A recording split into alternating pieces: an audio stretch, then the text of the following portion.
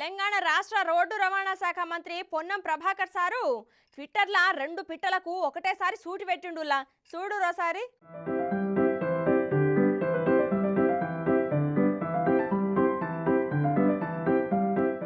ఇక అధికార పార్టీ మంత్రి సారైన పొన్నం సారు మంచి జోష్లు ఉన్నాడుల్లా. ఇక గదే జోష్ల ప్రతిపక్షాలకు గట్టిగానే కౌంటర్లు వేస్తుంటూ సారు. అయితే నిన్న BRS working president KTR sir సర్పంచ్ల పెండింగ్ బిల్లుల మీద సర్పంచ్లతోని ఆత్మీయ సమ్మేళనం పెట్టి అట్లా మాట్లాడుకుంటా కరోనా కారణంగా పెండింగ్ బిల్లులు చెల్లించలేదని, కొత్త సర్కారు బిల్లులు చెల్లించకుంటే గనక నేను గొంతు విప్పనికే రెడీగా ఉన్నానని చెప్పుకొచ్చిండు సారు.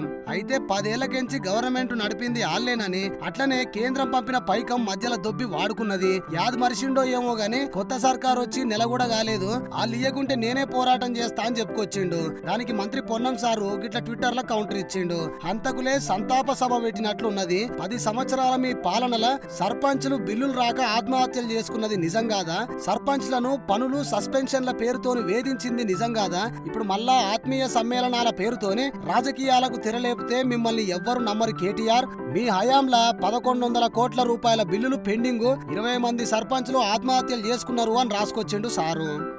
అట్లనే బీజేపీ జాతీయ ప్రధాన కార్యదర్శి ఎంపీ బండి సంజయ్ కి కూడా కౌంటర్ వేసిండు. అయితే అయోధ్య అక్షంతలను రేషన్ బియ్యం అని పొన్నం సార్ కమెంట్ చేసుడుతోనే దానికి బండి సారు ట్విట్టర్ లా అయోధ్య అక్షంతలను రేషన్ బియ్యం అనడం మంచి పద్ధతి కాదు, అక్షంతలంటే ఏందో మీ కుటుంబ సభ్యులను అడుగు, వాటి ప్రాముఖ్యత గురించి తెలవకుండా మాట్లాడొద్దు, రామ మందిర ప్రాణ ప్రతిష్టను రాజకీయం చేయొద్దు అన్నాడు. అక్షింతలను రేషన్ బియ్యం అనే వారికి వాటి ప్రాముఖ్యత పవిత్రత తెలియదన్నాడు. అక్షింతల గురించి కమెంట్లు చేస్తే వాళ్ళ ఇంట్లో అక్షంతలేస్తారని అనుకొచ్చిండు. అట్లనే సిరిసిల్ల చేనేత కార్మికులను ఆదుకోవాలని సీఎం రేవంత్ రెడ్డికి బండి సంజయ్ ఒక లెటర్ కూడా రాసిండు కదా. అయితే దానికి కౌంటర్ గా మంత్రి పొన్నం సారు ట్విట్టర్ లా మీ ముసలి కన్నీళ్లు ఆపి ముందు మీ బాధ్యత నెరవేర్చి చేనేత కార్మికుల భారాన్ని తగ్గించాలి, చేనేత వస్త్రాల మీద 5% జీఎస్టీని కేంద్రంతోని రద్దు చేయించాలి, కేంద్ర ప్రభుత్వం రద్దు చేసిన చేనేత బోర్డును పునరుద్ధరించాలి, చేనేత కార్మికుల బీమాను రాయితీలను తిరిగి ప్రారంభించాలి, Sircilla mega power loom cluster ఏర్పాటు ప్రతిపాదనకు కేంద్రం వద్ద పెండింగ్ లో ఉన్నాయి, మళ్ళా ఆడలేక పాత గజ్జలంటే ఎట్లా, ఎవరి సలహాలు అవసరం లేకుండా నరులకు నాగరికత నేర్పిన చేనేతను ఆదుకొని తీరుతామని రాసుకొచ్చిండు.